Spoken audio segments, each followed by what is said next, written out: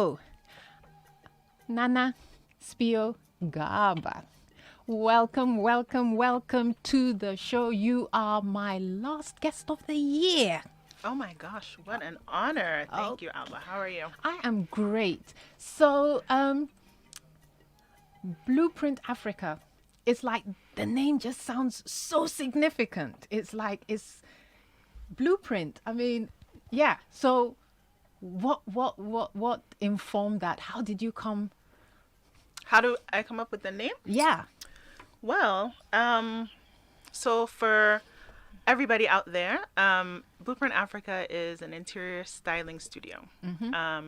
But our focus is on African aesthetics, right? So I think by now, most of us, millennials or Generation Z, we know the Pinterest, we know Instagram, we go there for inspiration.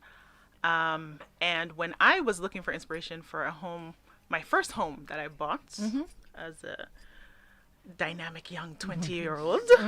Wow. Now that is 20-year-old buying a house. 26, but yes, I was. But still 20s. I mean, it's amazing. Yeah, I was. Now I'm a bit tame, but back then I was like, I must conquer the world. Yeah. And there's nothing wrong with that. Amen. So I was scouring the internet, and I was just like, looking for, not necessarily looking for African design in the sense that it's been stereotypically portrayed, like masks and mud huts and all that. No, roofs. I was like, I'm a modern African woman, contemporary African woman, and I want my home to reflect me, my identity. So I was scouring the internet, and I just wasn't finding anything outside of the zebra pattern and the Ankara.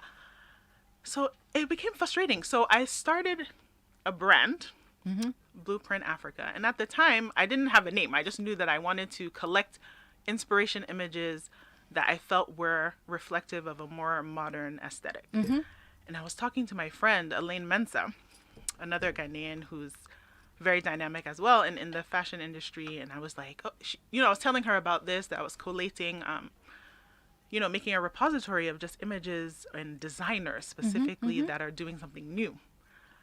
And she was like, oh, you should brand this, you should name it something. And I was like, really? Okay. What? And she was like, well, what do you see it as? Well, I said, I see it as a guide. I see it as a guide or a blueprint to how the modern African lives. And she was like, that's it, Blueprint Africa. Because, I mean, it's like, this is the map. This is the guide. This is it. It's just absolutely perfect. So, on that note, welcome again once to the show. How has your week been? What have you been doing wrapping up, the year?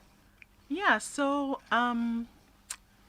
wrapping up the year, this last quarter was tough. A lot of installations tend to happen at the latter half of the year because people suddenly are like, oh, I'm going to have people over, or I want to refresh for the new year, or I have a store that I need to open in the new year or for Christmas. And so it gets a bit hectic, but it's been good. I mean, busy is blessings. So for me, it's been good. And then also this quarter, I was elected into the leadership of the Interior Designers and Decorators Association of Ghana. So that's been fun, trying to just get to know all of the members better. And it's been really inspiring because I personally did not even know how many interior designers and decorators are operating in Ghana, the type of work that they're putting out. We have the gentleman that put up Sandbox. Okay. That's now a phenomenon in the city as a member, and other dynamic designers. And it was just great to have that community and to just know more about them. So that was fun as well. This is really good because I think, just like you, a lot of us did not, the wonderful thing I like about Accra and probably Ghana, and I think it's probably the same for other African cities in the sense that the cities are living, breathing, they're expanding, they're evolving. It's actually a protagonist it's not like a city where everything's been planned and there's no room for anything. I like that. So every time you turn a corner, you discover something new. If you leave Accra for more than 3 months, you come. It's like a completely it's a different place. So yeah, it's there's that new I don't know, the rejuvenation Yeah. and love for the built environment. And Yeah. I think that I don't know what happened in 2020, whether it was like the Black Lives Matter or Black Panther, but people, and the year of the return, obviously, as well, but that people have just come back to, okay, design. Like, why are we doing copy and paste of Dubai or Turkey Or or wherever. wherever? Let's look at our indigenous savoir faire. Let's look at sustainability and ecology and just not having to give our foreign exchange to Somebody else. Let's When it- just look in our backyard.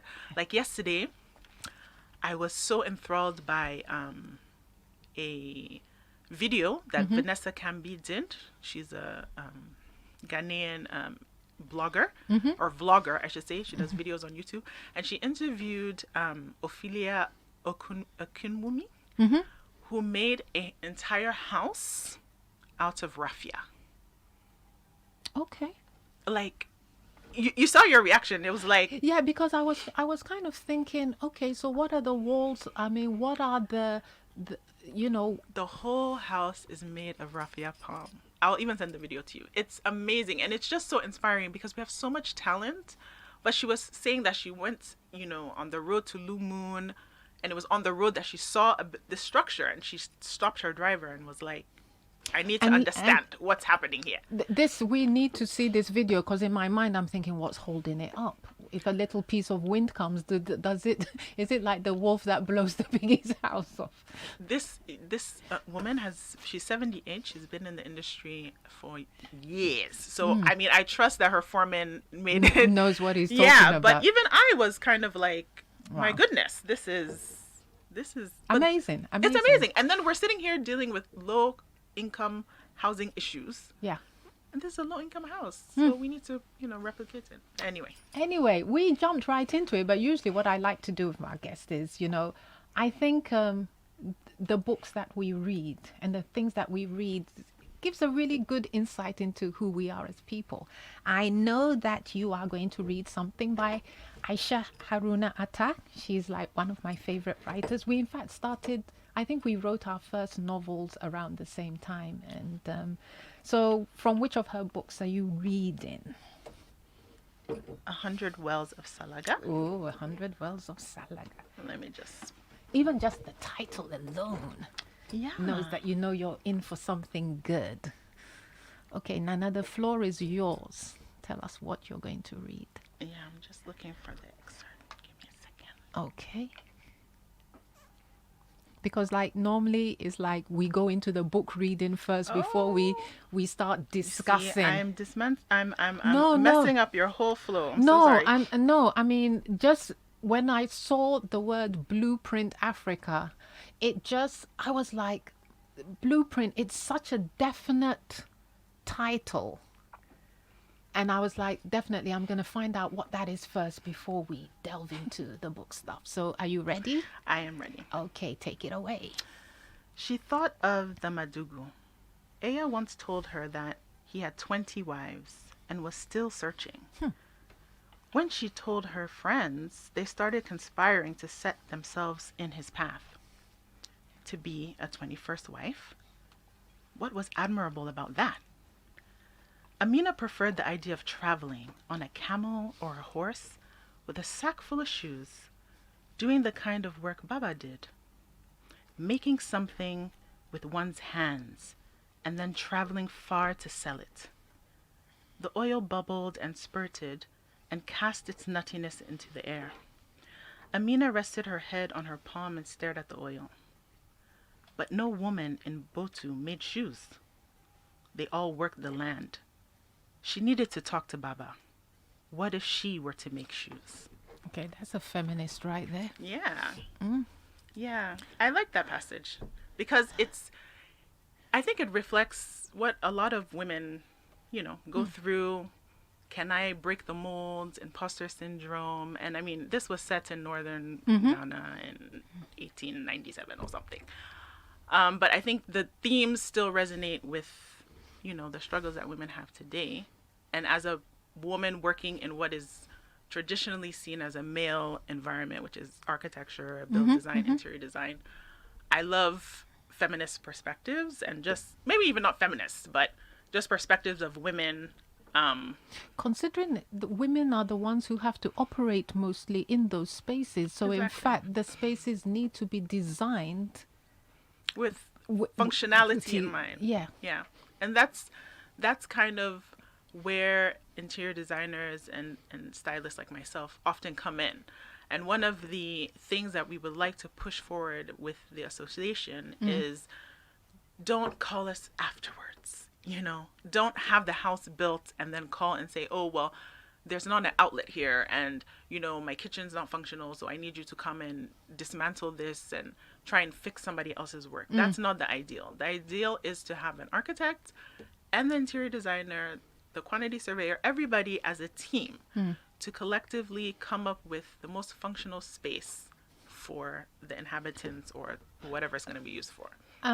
Going back to what you read, you started off in banking and finance and management consulting, yeah?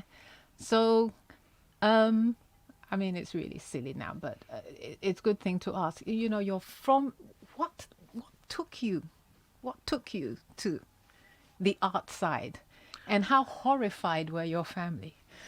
Well,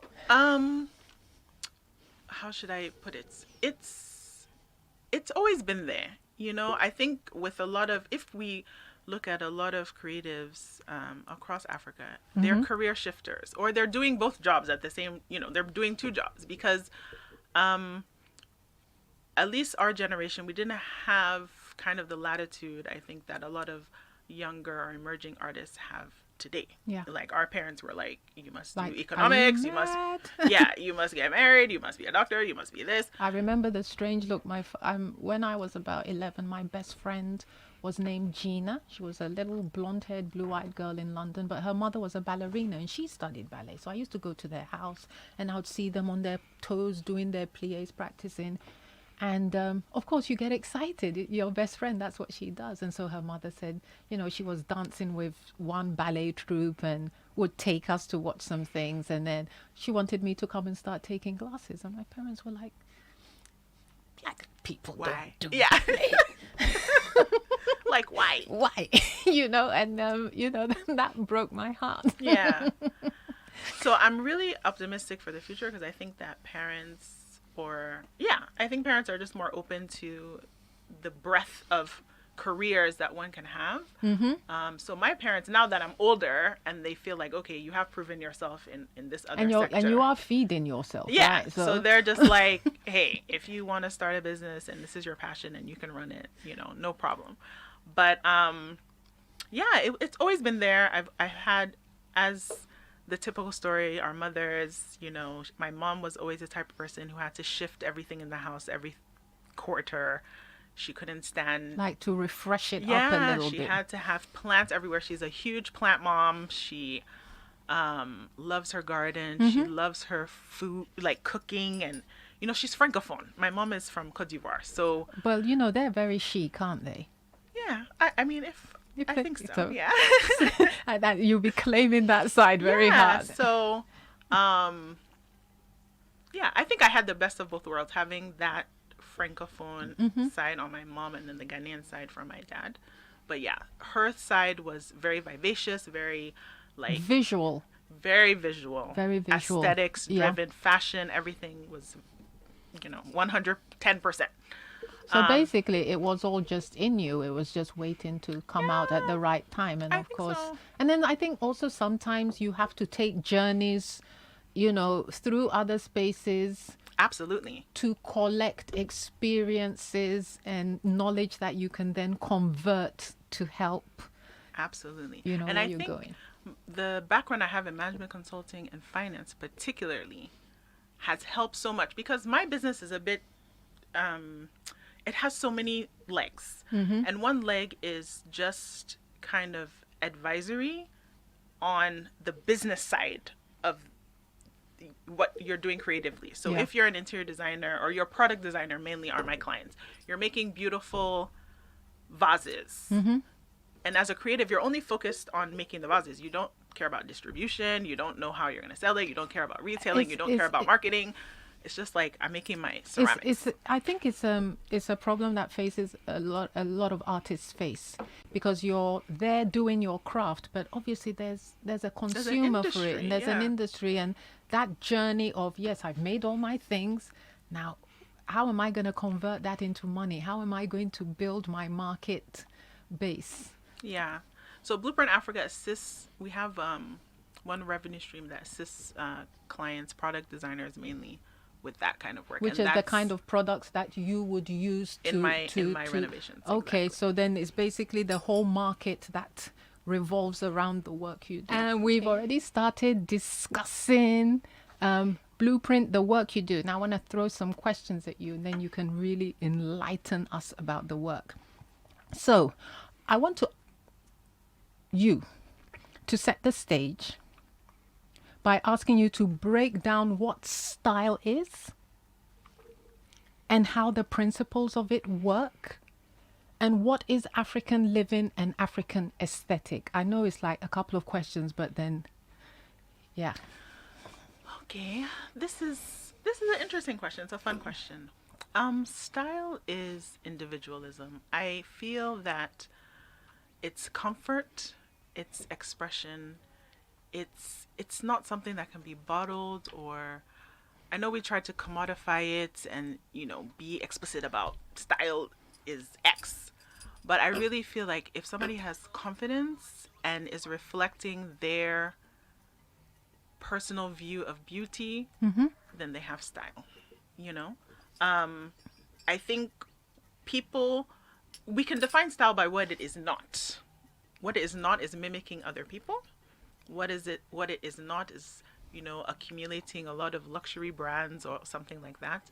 You can have so much style using secondhand clothes from, a market. It's about how you put the things together. It's like, I'm sorry, those people in Congo, les sapeurs. Yeah. I mean, they're really stylish. Yeah. But it's the confidence. It's the confidence in how you have, and the authenticity that you're wearing or in your home or wherever, and just owning it, know? So that's how I define style. Now, the African aesthetic is a question. And the African living. Yeah. Is a question I've been trying to unpack since I founded Blueprint Africa.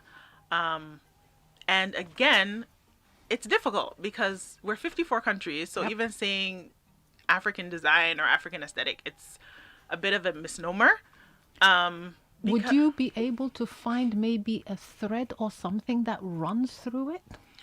The thread that I think runs through it is that we are very capable of taking nothing, we upcycle things. So we can see something somebody else might have discarded and rejuvenate it, polish it up, combine it with something else, and all of a sudden you have, an item of beauty.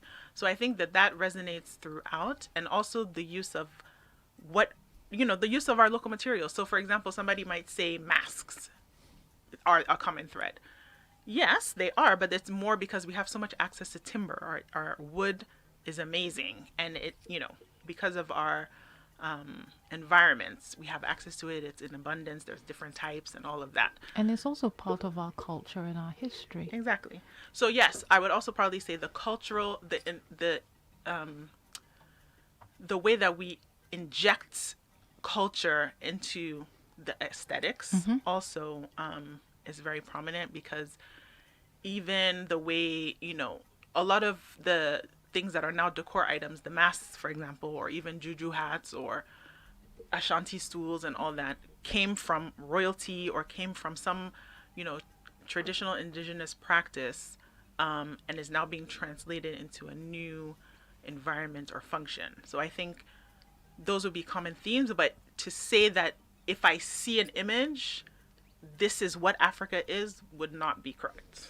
That's what I think, because again, it goes back to, if I see something that looks tribal, air quotes, or I see something that looks primitive, then it's African. And I'm like, no. Because every society had what we call primitive. The Swedes were primitive at some time. Australians or The Aborigines, yeah, yeah. every Native society. Americans, the Exactly. Guarani, all those, the Yeah. Oaxaca people. I mean, they really trying to drag back their Yeah. So we are in 2021. So don't associate us with grass skirts and bones through our exactly noses. to the extent that you are not associating North America with whatever the indigenous people before they were allegedly Christopher Columbus discovered America, which we know is not true. But Well, if actually, it was Amerigo Vespucci got there before Christopher you see, Columbus, you because even you see, America is after Amerigo Vespucci, there you but go. he gets the He gets the credit. So, yeah.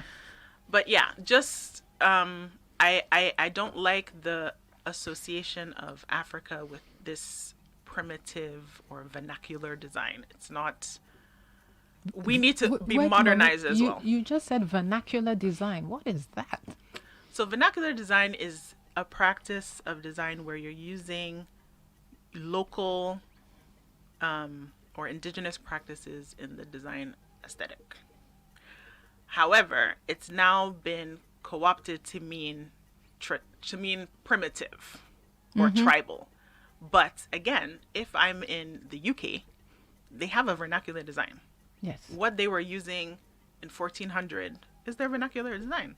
So it has nothing, it should not be associated with Africa or with so-called emerging countries Third world countries. yeah, yeah. regions. Vernacular design just means the original way that we build things, the indigenous way that we build things. That's it.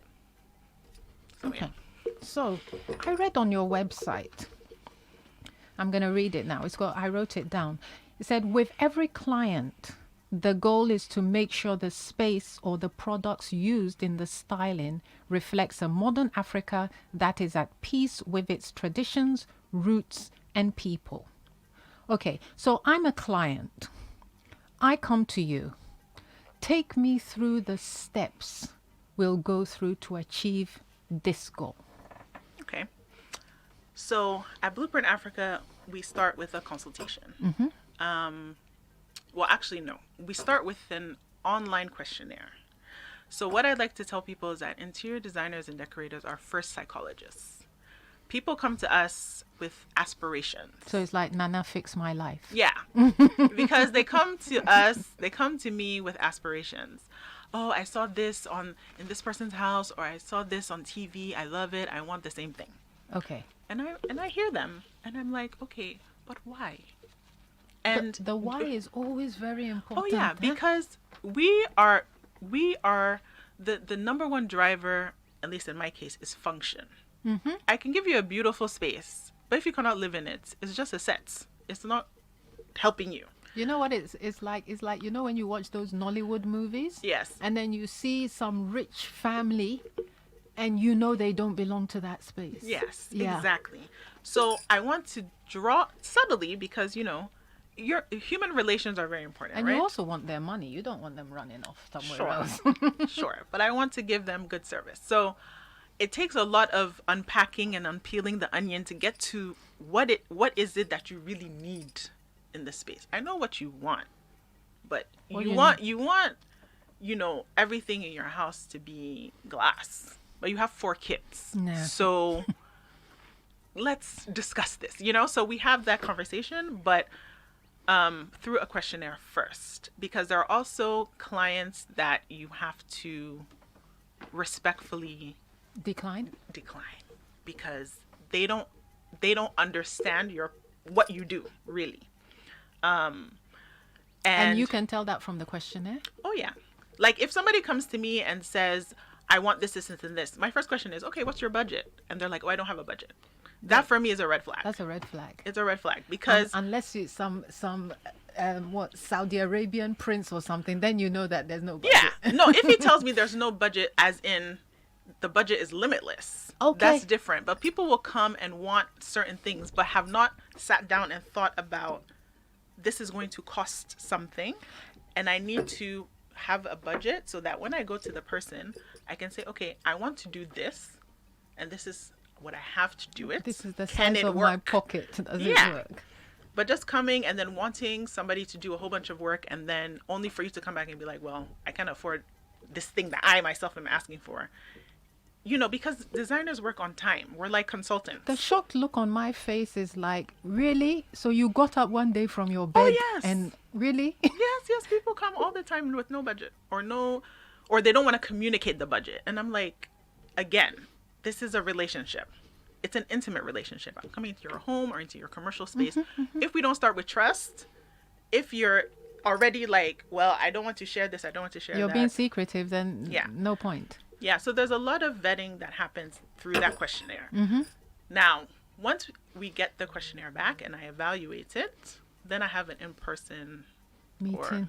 consultation. I go see the space, I meet the person, because again, it's about the person. It's not even about the space. It's about, are you going to give me the bandwidth I need to do my job? Are you going to listen to me when I advise you that this, I know that you want it, but can we maybe look at this other option?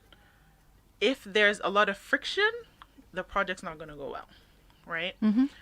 And then obviously you want to evaluate the space and all that. And I charge for the first consultation because again, it's time. Yes. And when people hesitate to pay that first consultation, again, it's not onerous, but again, I know you're not serious, because a lot of designers, what they do is they charge you for the consultation, but they what's it called? They retract it from the purchases or whatever hours the designer will put in later. So if you're afraid of putting that first, like if they go and see their lawyer, do they not put money out? exactly. But this is the thing, interior, the association I'm a part of is trying to fight this perception that interior decoration or interior design is a frivolous thing. And, we just come and hang curtains and then we go home. No, it's a very serious profession. In my mind, I see it as very serious. I mean, to have people in your home, but I also see it as something that's also quite elite. Yes. So, it's historically is a luxury service.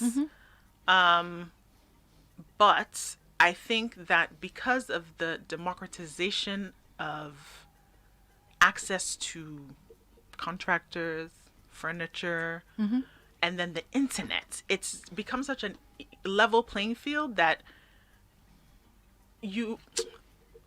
it's a luxury service in the sense that you value your time and your passions, that you don't want to do something. It's like saying, I can do my own hair. Right? But I want to go to a spa or to a hairdresser and be pampered, or I just don't want to do it. So it's a luxury service in that sense, not necessarily on a price point, but in the sense that I am now your concierge for your home. Okay. So, yeah. So you've looked at my space. I've been very upfront with you. I have the money. You've looked at my space. You've analyzed me, whatever. What's the next step? Contracts. Okay, so we sign the contract. Then the next step is I go into my world, and based on the questionnaire, based on our conversations, I now come up with what's called a mood board. And a mood board is basically we have that in the film industry as well. So like a storyboard. This is what it's going to look like. These are the color schemes. This is the pattern selection. These are the materials I'm going to use. You might have actual furniture pieces, but it's more inspiration. I always have a disclaimer on my mood board that, especially in Africa where you might not be able to source exactly what's in your mood board, to say, this is just an indication. It's not actually what I'm going to potentially use. To the extent possible, we try to make it so, but yeah. So you get the mood board. Then the client clears that. Then we start doing a 2-dimensional rendering. So we would have gotten or produced, depending on if you have it or not, your floor plan. And then we put it in 2D. And then we start trying to figure out where everything would go. So if there's tiling to be done, we see how the tile looks. Where do we place the couch versus whatever? How do we do the lighting? Are there enough outlets because it also depends on the space and what the space has. For example, I've had a client where in their kitchen, there was only one electrical out. Really? Yeah. Because again, property developers tend to be male. Because in my small kitchen that you you can't even swing a cat in. I have about 8 No, this was because I got the place when it was just freshly built. aha. And then I was like, nah, you got to do stuff here. You got to Yeah, do you have stuff to here. You got add. to do This stuff is here. it. But in the space that in the client space I'm referring to, they had bought it sight unseen, like, off plan, whatever. And when they got in, there was one outlet. Yeah. And so they were like, I have my toaster, I have my blender, I have all my appliances, I want to charge my phone. Then you have nightmares of that extension board with like 5 million with wires. all the wires. Exactly. So in the assessment of the space, these are the type of things that we think about. Do we have to now be breaking walls, redoing electrical? Do we have to redo plumbing? Or is it really just the aesthetics, as in the And so you will go as far as redoing, rewiring, and Yes. redirecting plumbing. Absolutely. So depending on that, we will then give them, basically the client will get a visual rendering In 2D. in 2D, a video of how their space is going to look. So we'll give them 2D, which is a static image, and then we give them 3D, which is a video, so they can And that see. one will be like the walkthrough, like you see them on the internet, the walking through. Exactly. And some clients they stop there. They're just like, I just want to see how everything will be put together, and afterwards give me a shopping list. We'll pay for that, but you don't have to install, right? So some clients stop there. They just want the e-design, give me where I can find all the items, and then I'm done with you, which is fine. That's good too. Why would they stop there when they could have you just come and put the sofa in? It's an additional cost, right? So I break down every stage, and every stage has a different. But you would deliver it to the house. No. I just tell them this is where you can source. Oh, then they go and they source can go source themselves. and do all that. Some people prefer that, but the typical client will allow you to go 360, and therefore you would give them the 3D rendering. They would approve it. You give them the sourcing. Sometimes I give the sourcing sheet without revealing my sources, depending on where I'm getting it from, because when you're in the trade, you get certain benefits and discounts and all of that. So you don't, again, it's the trust. You so don't want to share it all out. You don't want, because clients are also, people, how do I say it delicately? They will try to maneuver around you if they are empowered to do so. If they feel they can, do a cut somewhere. Yeah, so you also have to protect your intellectual property, as with any other business. And then you get to the installation stage. So you'll do sourcing and procurement. You will get all the materials needed, carpets, curtains, you'll get everything made. You store it where you are so you don't disrupt your client. And then when everything is there, then you organize an installation day or few days. Usually they give you 24 or 48 hours, and then you come and install everything. We were talking about how some people think that interior design, anybody can do it. You can go on YouTube and find 5,000 videos, but from what you told us earlier, it's a process. It's a process. It combines science and art. There's geometry. You have to know how to draw. You have to know certain technologies like Rivet or Illustrator. Not to say that the barrier to entry into the profession is little. I didn't go to design school, for example. But it's more than hanging curtains, which is what a lot of, I think, people out there might perceive it to be. So yeah. Yeah, because I'm also thinking of, I bought a book I was in Scotland some years back, and I went into a bookshop and found a book on feng shui. And it's kind of like, how to build your house, for where the sun rises and where the sun sets, and how light enters. And how, traffic flow. And like the chi and, all that. You work with some of that too? I don't focus on feng shui, but there are elements of that I think are timeless and characteristic of spaces. Just making sure spacing is right, that there's airflow. I mean, a lot of homes are so hot. We are so dependent on our ACs, our air conditioning, because we didn't position the house in the direction of how the sun would work out, or even how the wind, the wind airflow. currents. Yeah. And then we also have a lot of very small windows. I see tiny windows all over the place. Yeah.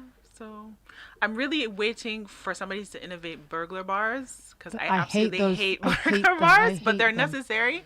So I'm just waiting for that innovation to come, because really I love open spaces. I love opening all the windows. My mom is always like, mosquitoes, mosquitoes, but I'm But just it's like, you can just spray them away. I just need to have my open space. I can't. Okay, so we talked about, you made it very clear. Of course, Africa is not a monolith. You can't, use one paintbrush over us. We have 54 different countries. We've got cultures. We've got food. We've got traditions. Okay, so let's take Ghana. What would, for instance, again, I'm the client. I want to work on my kitchen, our food culture. How would the styling reflect our eating and cooking culture within the kitchen space? This is an interesting one. The kitchen is a tough one, because, I mean, here we're going more deeply maybe into the architecture and the interior design than the actual aesthetics of it, because the first thing that came to mind is acoustics. One thing that I absolutely hate is the sound of people pounding fufu. And people in homes, in apartments, are pounding fufu. I live in an apartment, and and there are 2 floors. I'm on the ground floor. There's a first floor, and people come and they'll be pounding fufu upstairs. And I'll go and I'll say, "Do you know what you're doing to the building? Exactly. Bring the damn thing downstairs." Yeah. So just thinking about how we eat and what we eat and how we can design the space to allow for those practices to still take place but not threaten the integrity of the building, and also the acoustics, the sound, not, traveling to disturb everyone. So that's like one thing that one might consider when thinking about that space. And then also I might think about having a very bright kitchen, not using, dark colors, because our sauces and our food tend to be colorful and on the darker side of things, because we have lots of soups and that kind of thing. And you would want natural light. I think also lighter color walls also open up the space, don't they? Absolutely, yeah. And then if we think about smells, so for example, these are the considerations. So we think about smoked fish, or we think about, like my mom, for example, she loves pepe, and when I say pepper, like not shito, like pepper that makes you cry, Weep. yeah. And when she is cooking it, like none of us can come to the kitchen because we'll all start tearing, yeah, teary-eyed. So having exhaust, making sure the kitchen has a lot of exhaust, like air filters to filter out on the stove to just take out smells and things like that. So these are the type of considerations. Very, just what I can think of right now with the question. But yeah. Because I was thinking like something like fufu is very particular to Ghana. And so, I was just thinking of those people upstairs pounding away, and I was thinking like, if somebody like you came into our home, what would you? Yeah. No, it's a good question. And these are the questions that as an interior designer, it's a difficult question to tackle. It's probably more like a property developer question, because we have to develop homes and properties, taking the culture into consideration. Because we have I see a lot of glass buildings cropping up all over the place. I'm like, are these people really thinking they're just gonna pay a lot of electricity bill? Yeah, because like sometimes the glare off some of those buildings, and then another thing, for example, is, I don't know about you, but I don't know where this came from, but African families always have a deep freezer, or even black families. Yeah. We like to hoard. We like to hoard food and meats and everything because we'll go, slaughter a whole cow and then, want to keep it for the year. And our spaces don't ever accommodate deep freezers. So, these are the type of things. So then you find the deep freezers in the living room. Yeah, or in, on the balcony or somewhere that's not incorporated into the kitchen. So again, from my perspective, how do we acknowledge, be honest with ourselves that we are a deep freezer culture? Leave a space for a deep freezer. So then ideally, if you were in a situation, the best thing would be, as you were having your plans, home plans designed, that's the time when you bring in an interior stylist. Yes, absolutely. And then working along with the architect, because the architect is, well, let me not speak to what their profession is, because they're definitely Ghanaian architects are some of the best in Africa, but they're looking at the structural integrity of the building. Is the building going to stand up? How is it going to look from the exterior? But the interior details of interior designers look more at how are you going to live in this space. Even if we remove homes, interior designers work in commercial spaces. When you walk into a bank, how does the space direct how traffic goes? How does the space make you know immediately, okay, I'm here to do X activity, so I need to go to the left, or so we always look at function. What is the space going to be used for? And that's what drives our work. So it's a bit so we like to work with them. Yeah, so I mean, for the client, ideally it would be better to have both of you on board right at the beginning. This is fantastic. So we are coming slowly to the end of the show. But Nana, I want to ask you something. Somebody is listening. Yes. And they're thinking, wow, I need this woman. I need her company to come and do ABC. Please, it's not just painting walls and hanging curtains. It's deeper stuff. Yes. I want to find out more of what Nana can do for me. How do they contact you? Well, it's very easy. I am on all social media platforms as Blueprint Africa. So Twitter, Instagram, Facebook. I'm very responsive to direct messages. I also have a website, www.blueprintafrica.com.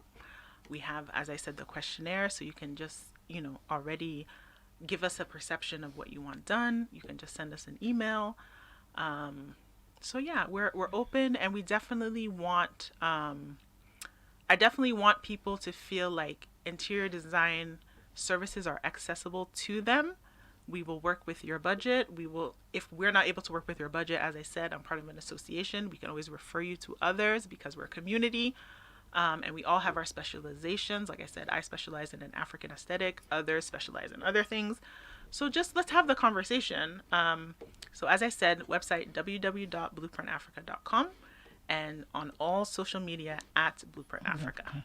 Okay, and then the association. How do we get in contact with them? So the association is called Interior Designers and Decorators Ghana, and the website is www.iddgh.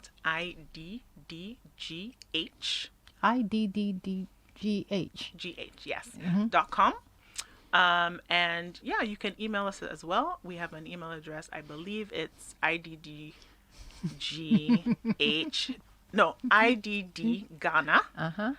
at gmail.com. Okay. I'll say it again.